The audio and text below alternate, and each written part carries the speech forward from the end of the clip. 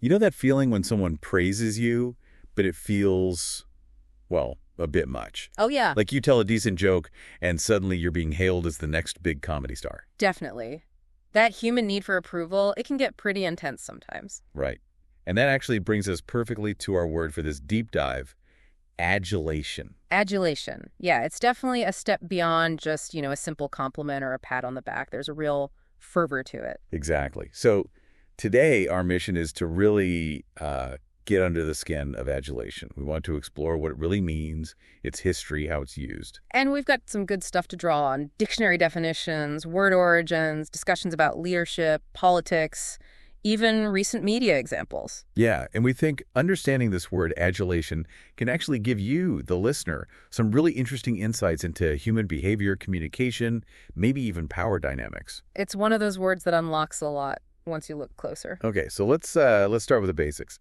Merriam-Webster defines adulation as extreme or excessive admiration or flattery. Great. That extreme or excessive is doing a lot of work there, isn't it? It really is. It signals that intensity, that it's gone beyond just simple, healthy admiration. Precisely. It's tipped over into something more. Maybe even something a bit unhealthy or overblown. And look at the synonyms they list. Deification, hero worship, idolatry, I mean, even just worship. Whoa. Yeah, those are strong words. They really drive home that level of intensity, don't they? It's It- putting someone on a pedestal, almost. Absolutely. It suggests a level of regard that's almost religious, you could say, Right. elevating someone way up high. Merriam-Webster gives some useful examples to see it in action, like the rugby player enjoy the adulation of his fans. You could just picture that, right? Oh, totally. The roar of the crowd, the cheering after a try, that big wave of public approval, it's very visible. Then there's this one. She thought he'd be an egomaniac, spoiled by fame and public adulation. Interesting. That suggests a downside, doesn't it? That receiving too much adulation can actually change someone, maybe negatively. Yeah, it hints that it could, warp your perspective a bit, Right. inflate the ego. And another example, a band only starting to reach the level of popular and critical adulation that bands work their entire lives to achieve. Ah, so here, adulation is framed as like the ultimate goal for an artist, the peak of success. Yeah, it's positioned as that sign that you've truly made it, resonated with everyone, critics, fan, the whole package. We also saw an example about someone coming home to an outpouring of adulation from local media. That shows how it can be a community thing, right? A whole town or city showering someone with praise, collective pride. Definitely. But then, shifting gears a bit, The Atlantic had this cautionary note about populist leaders who seem incapable of separating their need for adulation from the needs of their constituents. Ooh, that's a really critical point. The idea that a leader's hunger for that intense approval might actually conflict with, doing the right thing for the people they're supposed to serve. It suggests their focus might shift from service to just, basking in the applause. Which is a dangerous place to be for a leader. Right, so in entertainment, it's clearly seen as a good thing, a sign of success, something you want. It's almost like a box office metric, but for buzz and cultural impact. Did it get the adulation? And one more from MSNBC Newsweek, describing a moment for McElroy amidst tears, adulation, etc. But he was focused elsewhere. That just paints a picture of the sheer, overwhelming nature of it sometimes. A huge wave of emotion coming at you. Yeah, powerful stuff. Okay, so I think we've got a decent handle on what adulation feels like and how it's used. Let's dig into its history now. Where did this word even come from? Yeah, the etymology is often revealing. It can add layers to the meaning. So Merriam-Webster says it entered English around the 15th century, and it comes from Latin, the verb adulare. Adulare, okay. And apparently it meant to fawn on, Yeah. specifically like a dog being overly affectionate, or interestingly, to praise insincerely. Ah.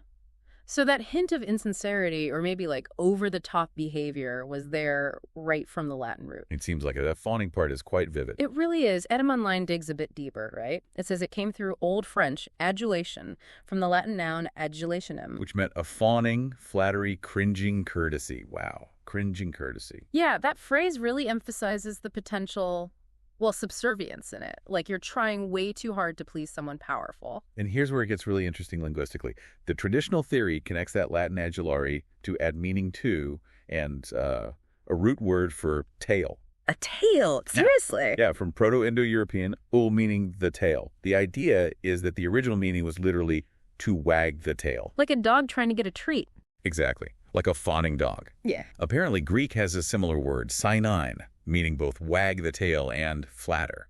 And even wheedle might share that root. That's fascinating. So the word itself might have started with this image of, like, canine sycophancy. That's one theory. But wait, there's an alternative. Okay. Proposed by a linguist named de Vaillant.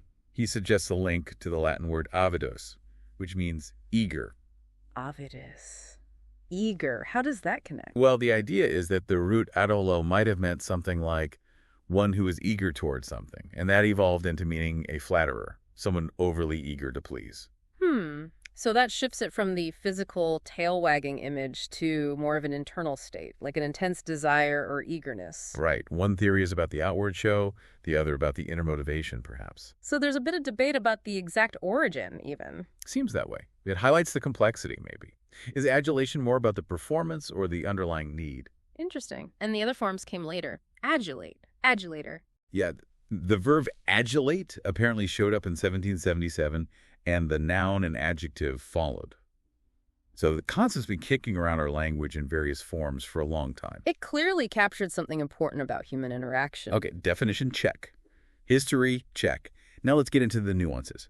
How does adulation actually play out, especially compared to just regular praise? There was a great piece by Tanveer Nasir on this. Oh, right. The distinction between flattery, which is close to adulation, and genuine praise. That's super important, especially in, like, work contexts or leadership.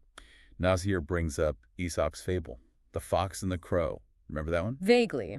The fox flatters the crow. Exactly. The fox tells the crow its voice is beautiful, wanting the cheese the crow has in its beak.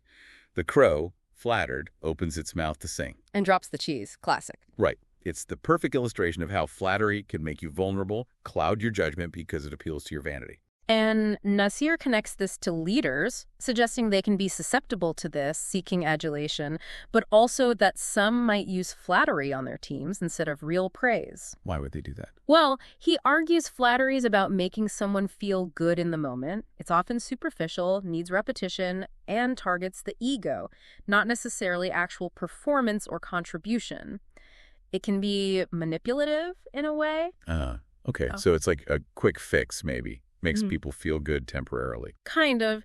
Whereas praise, Nasir says, is different. It should be specific. It recognizes particular actions and, crucially, their positive impact.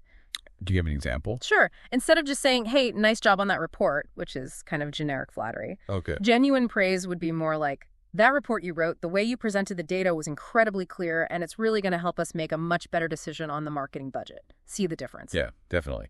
The second one tells you why it was good and what the benefit was. It's concrete. Exactly. And Nasir's point is that this kind of specific praise fosters a deeper understanding of your impact, reinforces the right behaviors, and provides a more intrinsic reward.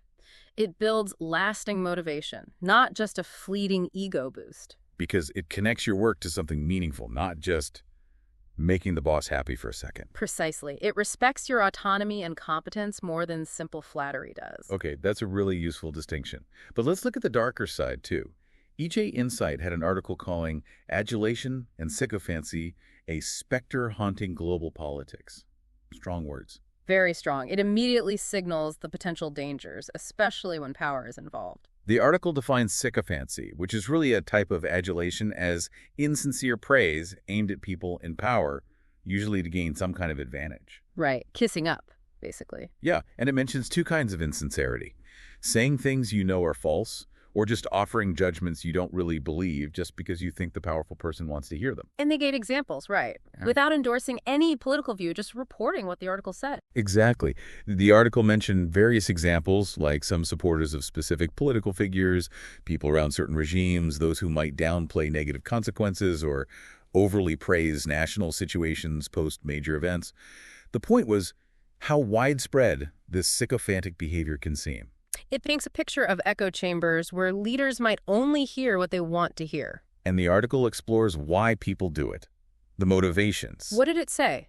Beyond just sucking up. Well, yeah. It can be purely transactional praise in exchange for favors, or maybe advancing long-term goals. Sometimes it's about signaling you're not a threat, that you're loyal, you'll cooperate. It can even be about leveraging the leader's credibility for your own gain. So it often boils down to self-interest, one way or another. Pretty much.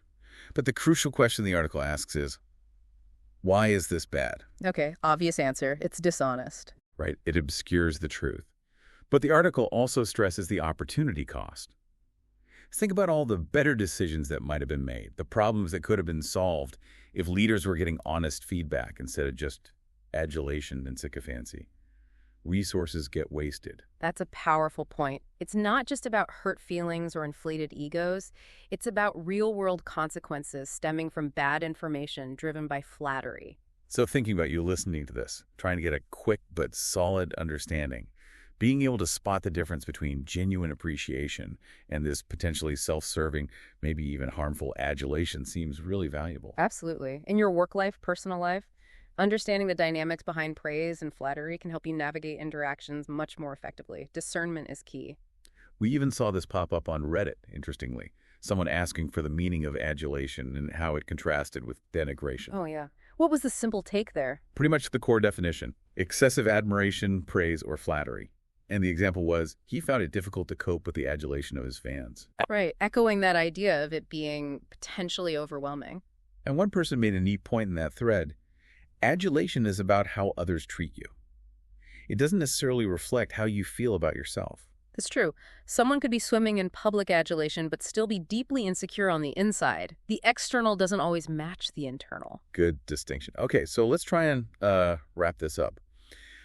We've seen adulation is this intense, often excessive admiration, maybe rooted way back in the idea of fawning, like a dog. And we've contrasted it with genuine praise, praise being specific, constructive, focused on impact, while adulation can be more about ego, fleeting feelings, maybe even manipulation. And we touched on the real dangers, especially in politics or leadership, where it can create echo chambers, hide the truth, and lead to poor outcomes because of those opportunity costs. It's a word that really packs a punch. It tells us a lot about our need for approval and the sometimes complicated ways we go about giving and receiving it. Which brings us to a final thought for you, our listener. Take a moment and think about times you've either given or received really intense admiration or praise. Looking back now with this discussion in mind, can you maybe see if it felt more like genuine praise that encouraged growth? Or did it perhaps edge into adulation territory with all the other implications that might carry? And maybe consider how being more aware of that line between praise and adulation might actually shape your conversations and relationships moving forward. It's definitely something worth reflecting on, I think. How we use acknowledgement and admiration impacts things more than we might realize. Well, thank you for joining us on this deep dive into the word adulation. We really hope that digging into the nuances of language like this helps give you a clearer, maybe richer perspective on the world around you and how we all interact within it. Yeah, keep questioning words. What other concepts out there deserve a closer look? Let us know.